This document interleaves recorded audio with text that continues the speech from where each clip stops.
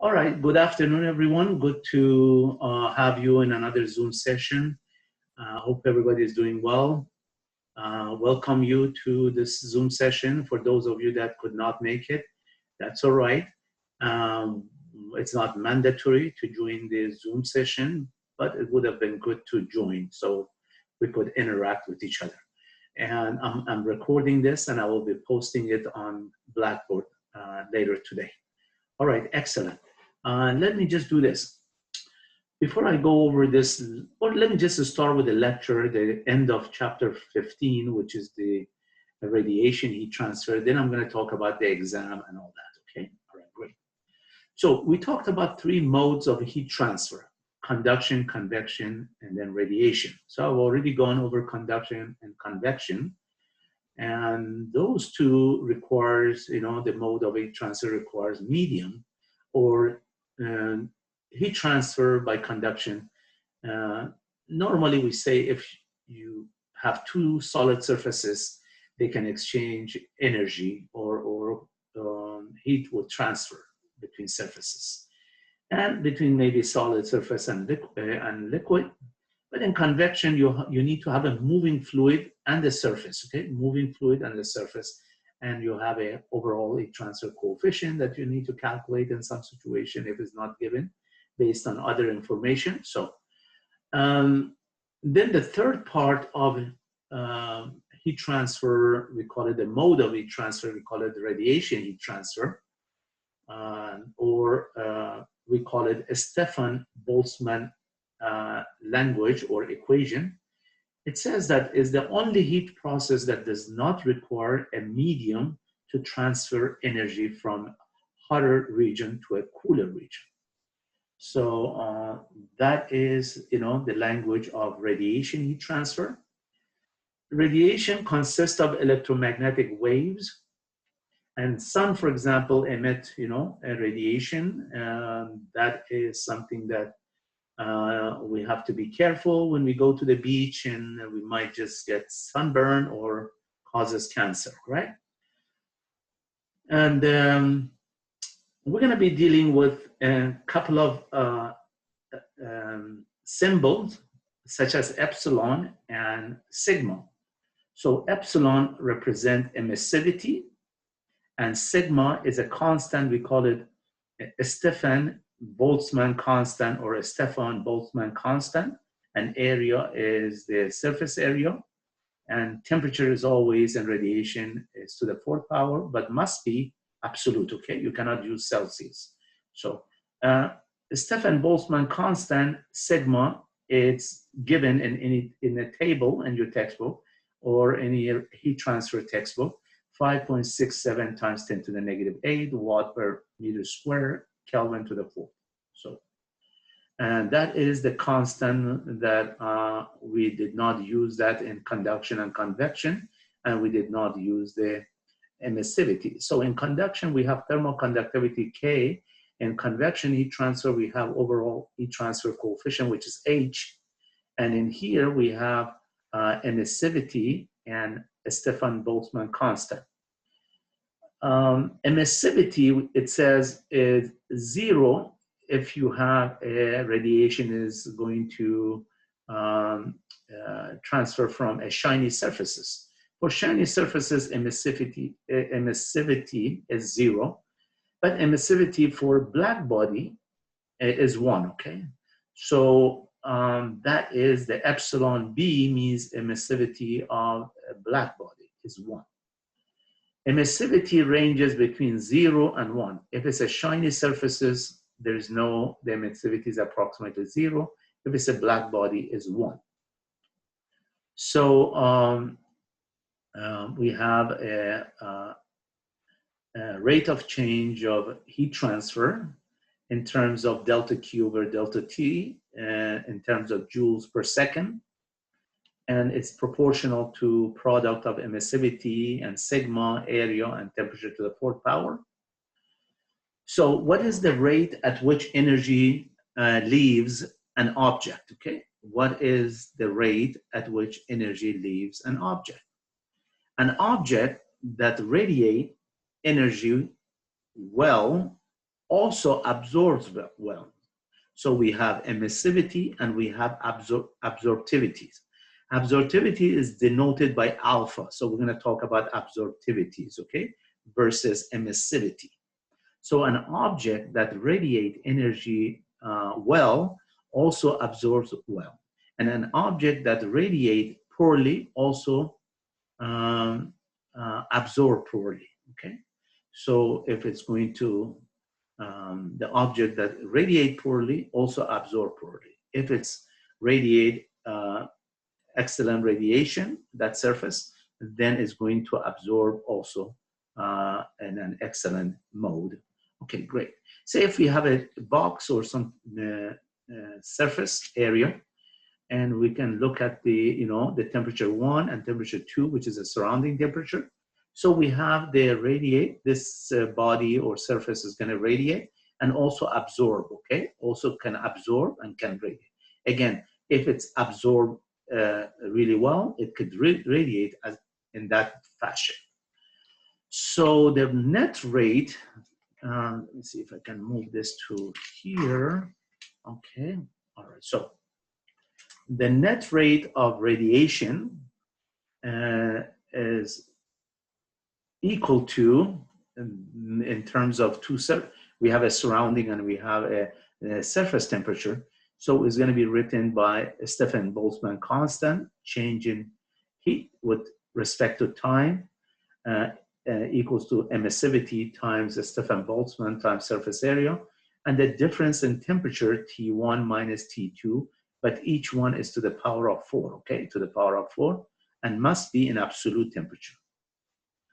Okay, example, okay, just a simple example here. It says a person cools, okay, because you can make a body hot or cool. So a person cools by radiation. Suppose a person stands in a room with dark walls at a temperature of 18 degrees Celsius. If emissivity of a skin is 0.71 and the temperature of a skin is 36 degrees Celsius, calculate the net radiation rate. Calculate the net radiation rate, okay? And assume that the surface area of this person's body is 1.6 meters square or a square meter. So to calculate the net radiation is given by this formula by Stefan Boltzmann equation. So we have emissivity of 0.71 for the skin, Boltzmann constant 5.67 times 10 to the negative 8 times and the surface area of this person, a body, 1.6. And then we have the temperature, which was 36, the skin temperature 36 degrees Celsius plus 273. It makes it Kelvin to the 4th power. Similarly, the surrounding temperature, okay, or the dark wall at a temperature of 18 degrees C. So we're going to convert that to Kelvin. And then you can plug it into your calculators. You're going to see that the net radiation rate is going to be 124 joules for every second this amount of radiation is take place. Okay, 124 joules per second. So that's just a tool, show the how this formula will be used, the Stefan Boltzmann equation between two surfaces surrounding or the surface of the skin of a person and also a wall. So that's one example. But before I go to the second example, I'm going to just review a little bit of Blackbody, okay? A radiator or Blackbody emits at EB, or the energy of the Blackbody is sigma, or which we call it Boltzmann constant, times Ts, surface temperature to the 4th power. So EB is the rate at which energy is released, okay, from the Blackbody. So, and the Stefan Boltzmann constant, absolute temperature, A real surface emits at this is the energy equation for or heat transfer equation or a Stefan Boltzmann equation for real surface. So we have emissivity as the constant and Ts to the power of 4. So emissivity we said is between 0 and 1, and that will be provided, or you can look that up on a table based on given materials. Okay.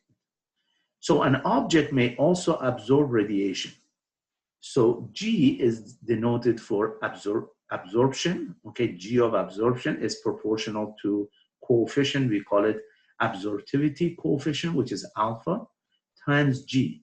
G is also known as incident radiation, or we call it irradiation. Okay, irradiation or incident radiation minus irradiation. Okay, irradiation.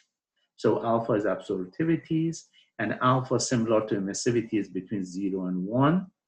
So that is an object may also absorb radiation a body. Body can emit radiation and can absorb radiation. So that is the amount of absorption, okay? Alpha times G. Okay, so that's what we have.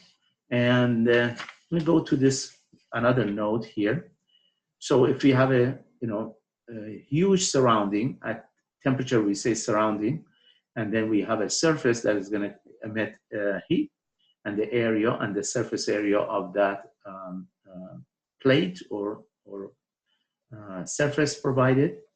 Net rate of radiation from surface is equal to emission minus irradiation, okay? So emission is epsilon times area times sigma, Ts to the 4, minus irradiation is going to be absorptivities times area times sigma. So the net rate of radiation from a surface is going to be the difference between emission and irradiation, okay? So that's a formula that we use for rate of radiation from a surface, okay? Or if we say emissivity is equal to absorptivities, that is for a gray surface, okay? From heat transfer textbook, it says that it had indicated that if we assume that emissivity and absorptivities are equal to each other, that is called a gray surface. So the rate of radiation from a surface, also you can write it as this is in overall, okay, the heat transfer coefficient or heat transfer rate, because if it's a per unit area, we call it Q double prime over A, or Q over A, we call it a Q double prime, okay, Q double prime. So Q double prime is Q over A. Since we have already cross multiplied the A, so we have the heat transfer rate instead of flux. So that's a formula that we have been repeating it over and over. Let's go over an example problem, okay, example. Let me see here, and okay. So electrical engineers or people that are dealing with computers or electronic devices, this will be also a good example, and also for mechanical engineers. So it doesn't matter what field of engineering you're in. So here we have electronic power device are mounted to a heat sink. Okay? Electronic power device are mounted, power devices mounted on a heat sink. Having an exposed surface area, we have an exposed surface area of 0.045 meters square and an emissivity of 0.8.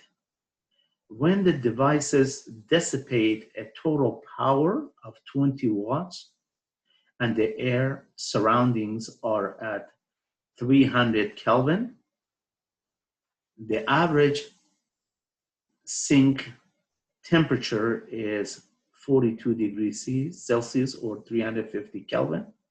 The question is, what average temperature will the heat sink reach when the devices dissipate 30 watt for the same environmental conditions? Okay, so let's look at the picture here. We have the temperature of the surrounding, and then we have the heat sinks, and we have power devices mounted on here. So there's the air blowing through here to cool this area. So we have the T infinity, T air or infinity, we call it T infinity or T air, is equal to 350 Kelvin.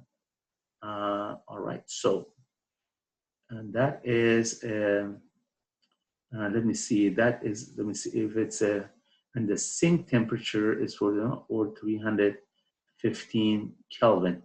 So that is the sink temperature, okay? That's a sink temperature. The average sink temperature is at 42 degrees Celsius or 315 K. So we can just say that's a sink, okay? All right, so, or we call it the surface, okay? Maybe surface, TS. All right, great. Now, in order to determine that temperature or what the heat sinks, will the heat sink reach when the devices dissipate 30 watt for the same environmental condition, okay? So we are trying to find the average temperature, okay? Average temperature. So let's see if we can write the energy balance and so on, okay? All right, so assumptions. The system as the heat sink. So we're dealing with the system and the power dissipated within the devices, okay? The power dissipated within the devices transfer into the sink, okay? It's gonna transfer, you're gonna dump it to the sink. And the sink transfers heat to the ambient, to the surrounding, to the ambient air environment, and to the ambient air and surrounding by convection or convective cooling, convection and radiation exchange. So rate of energy balance in, I talked about this a little bit last time. I said rate of energy in minus rate of energy out. So the amount of energy in is the power. So we have a power minus the convection heat transfer and minus the radiation heat transfer to the surrounding. So the power is given at 20 watts because it says in the problem statement,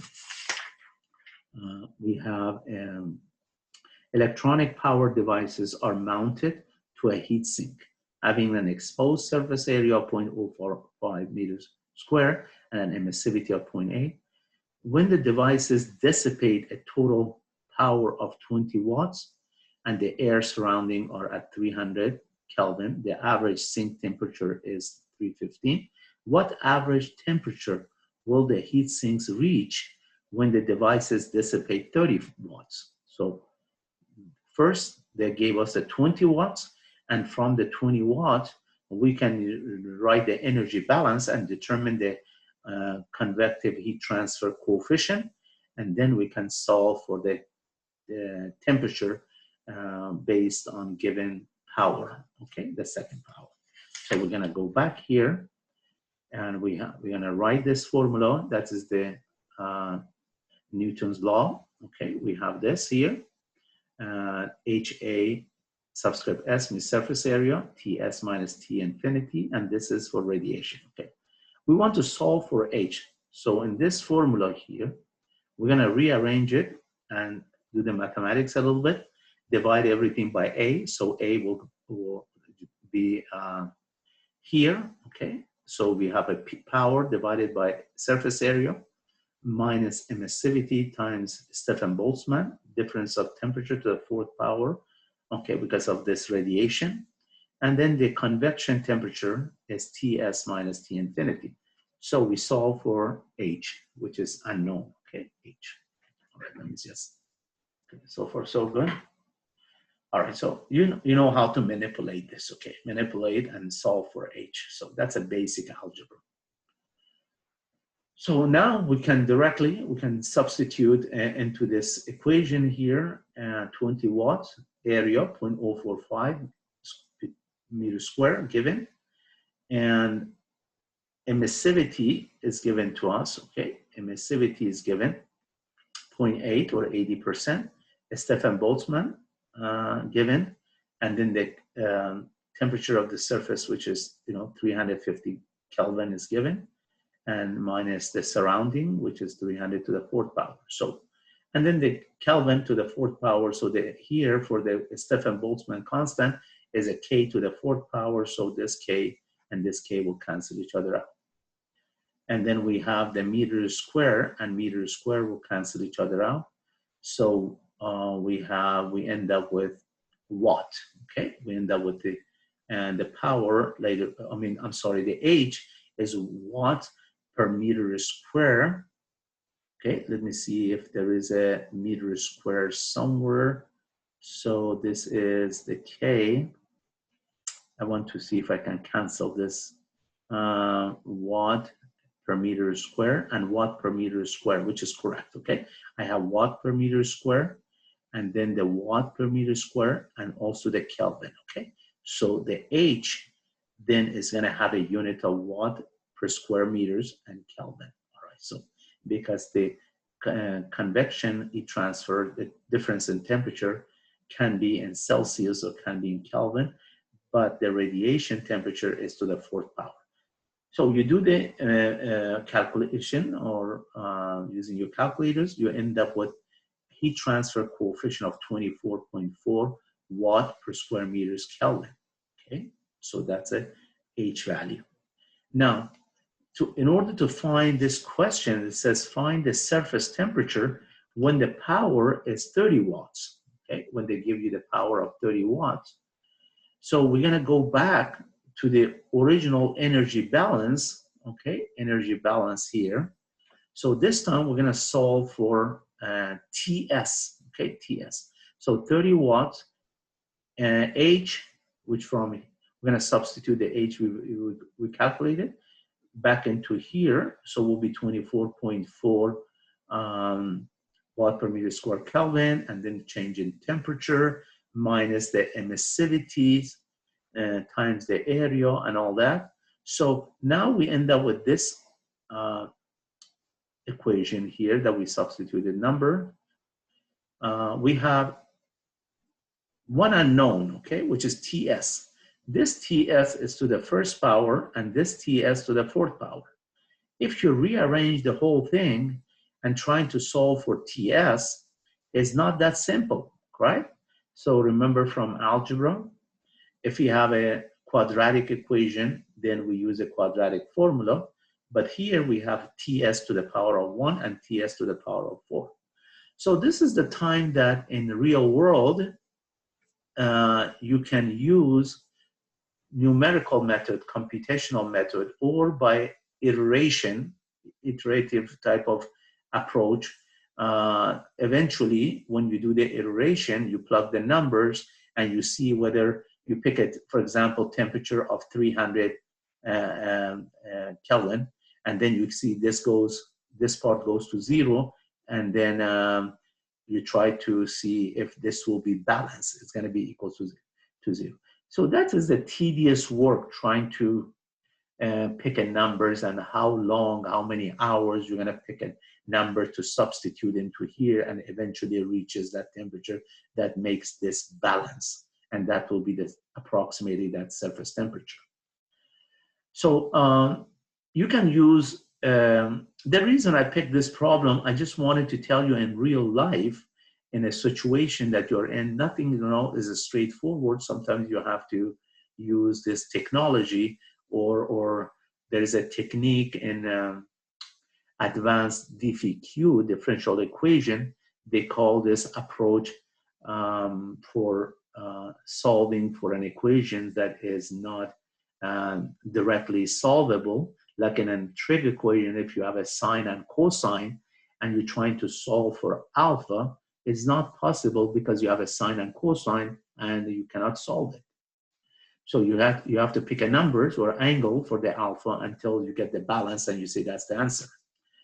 And there is a technique called Runge-Kutta or Newton-Raphson method. Those are the type of techniques that they use to minimize the number of trial and error. Maybe a simple language in itself saying iteration, we call it trial and error by plugging the number. So when you use a Runge-Kutta method or Newton-Raphson method, it's going to minimize the number of trial and error situation. So that is something that students normally in engineering, they learn that in some math classes, advanced math classes. Or you use MATLAB, programming languages, trying to solve for this unknown, okay, RSO. And by doing the iteration, you go to the temperature should be 322 Kelvin, because now if you substitute the 322 for TS and TS here, and you balance this, you get approximately 0, okay? That's the end of it. All right, I think I'm done, okay? I'm done with this lecture of chapter 15, conduction, convection, and radiation. Hope you learn, you acquire sufficient knowledge in this course called Introduction to Thermal Sciences, 3-week session, summer session. Not easy, right? Not easy. It went too quick, but we have one more day and that's a final exam, okay? Final exam. Let me just unplug this here and come back to the real. And then I'm going to choose the virtual background. This time I'm gonna pick the Hawaii, okay? All right, so let me see here. Okay, let's do this.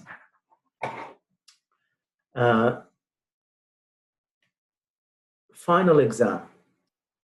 The way you send back the final exam, please do not share the folder, okay?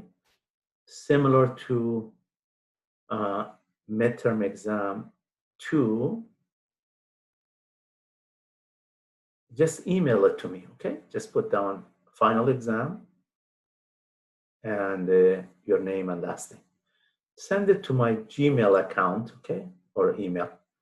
And instead of sending it to USD email, because I've seen that number of you are sending it to both places. All right, so just I want to, when I grade them, I go through one by one on my email list of emails I've received from you guys, so I can just check mark to see 1, 2, 3, 4, 5, 6, 7, 8, all the way up to 36. If I see that I have 36 students, then I'm fine, okay? I'm fine. And let's see. To ensure that I received it, I'll say, maybe, should I say got it? I said I got it or received it. So quick, I can reply back to you so that you can sleep well. So you know that I have received your email, okay? I'm gonna do that for you. So there will be a number of problems from chapter, let's see, chapter 12, 14, 15. Okay, if I recall that, those are the chapters that after the last exam. Am I right, Matt, or anybody else? Yeah, you're right. Yeah, 12, 14, and 15. 15, okay. Those 3 chapters, mainly the exam will be from that, and will be one problem, assessment problem from, could be from any chapters. I just wanted to check to see if you still remember everything from the previous chapters, okay? So one problem from there, and then most of the problem will be from chapter 12, 14, and 15, right? So, and 12 is a fluid flow, right? Did we have another topic of fluid flow or only chapter 12? Let me see if it's chapter 8, 9, no, none of those. So we'll be chapter 12, internal flow and external flow, the momentum of mechanical energy equation, chapter 12. And then if I go to the Bernoulli equation, okay, Bernoulli energy equation, and then chapter 14 is a continuation of chapter 12, which will be the internal and external flow. So 12, 14, and 15 will be heat transfer, conduction, convection, and radiation. I wanted to cover chapter 16, that's the second thermal, okay? When you take the, or a heat transfer, instead of saying thermodynamics, is a heat transfer, okay? If it's required, I think for mechanical engineers, is required to take a standalone heat transfer class. Because back in the first day one, 18 years ago, I was the first person at USD to teach heat transfer, the total heat transfer, to 3 students. We got, when they started the mechanical engineering program, Dr. Jacobitz and I, 2 of us were there. I mean, the industrial was Dr. Olson, and I think Dr. Olson alone at that time was by, and maybe Dr. Chase later on, because he was my office mate, Dr. Chase and Dr. Perry, I think, yeah, Lenny Perry. And then the electrical engineering was Dr. Schubert, Dr. Kramers, Dr. Kim, and others, if I forget. I hope I'm not forgetting. I mean, the other electrical engineering professor. And then later on, Dr. Lamori and many other professors came.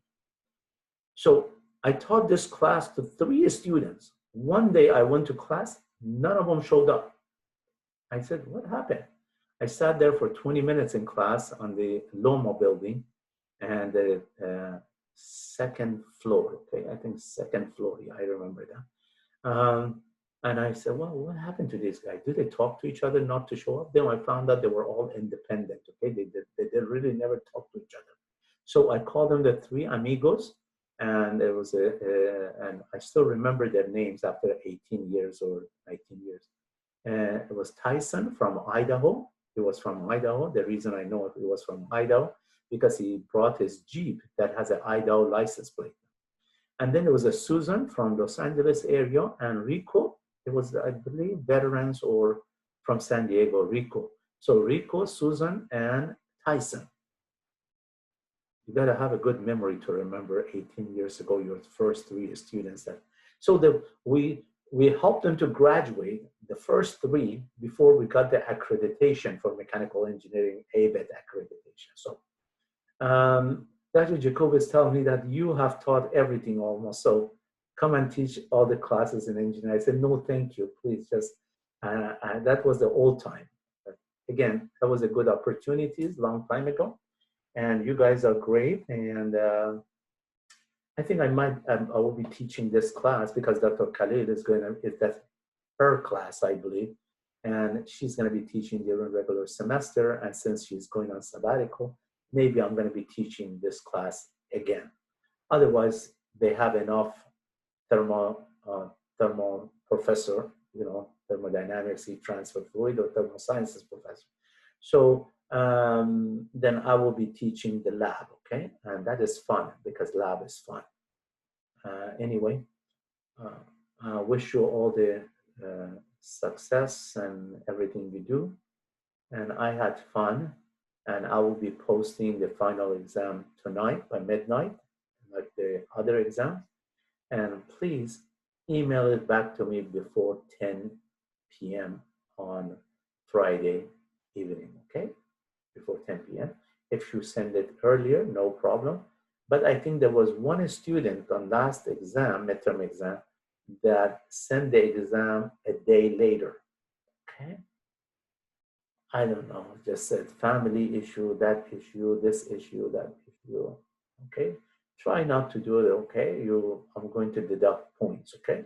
Point for not submitting your work on time, because we want to be fair to everyone, okay? Fair to your classmates. So if you are going to deviate from that or come up with your own approach, that is not going to be fair to everyone else. So please follow the guidelines and rules for taking the exam, and try to do the exam yourself and then make it as clear as possible. Don't take the exam from someone else and then plug the numbers and say, oh, I got it. That's not really fun. Okay, I get bored. But when I see that you're explaining step by step where this comes from and all the details or elaborates on your work, then that is how engineers should do the work. Okay, that's a job of engineers. So I'm not trying to give you a hard time, but I just wanted to make sure that you are learning. Okay, that's important, is to learn. Okay. All right, I think you got the ideas of what exam is going to be like previous one, and you're comfortable. Please make it as clear, as neat as possible.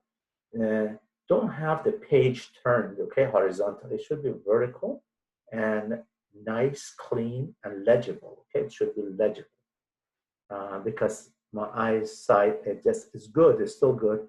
I don't wear glasses, but sometimes it's gonna put a strain on my eyes if I try to squint like this and over. I can zoom it, but it's still some letters are not easy to read. Okay, all right. So. Okay, guys. I think enough of those negative stuff. Let's talk about positive stuff. Okay. After you're done with the finals, then you can go and have fun. My background is Hawaii, but there is a place in Hawaii, I don't know. Sorry about that, I'm going to sneeze. Okay, all right.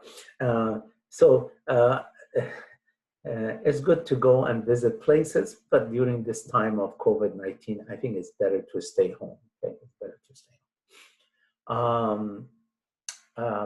Hope to see you or have you in another class down the road at USD. And some of you will be graduating soon in about maybe another semester, and then by spring of 2021. Some of you are graduating, and I wish you all the best. Okay, I think I'm done. Do you have any questions for me? If not, you feel free to leave the session and go to sleep, okay? Go to sleep. And I'm gonna go and work on the final exam until 5:30, because 5:30 I have a static class, so I gotta work on the static. Okay, all right. So I have a PowerPoint presentation. I'm gonna post it for radiation or overall heat transfer.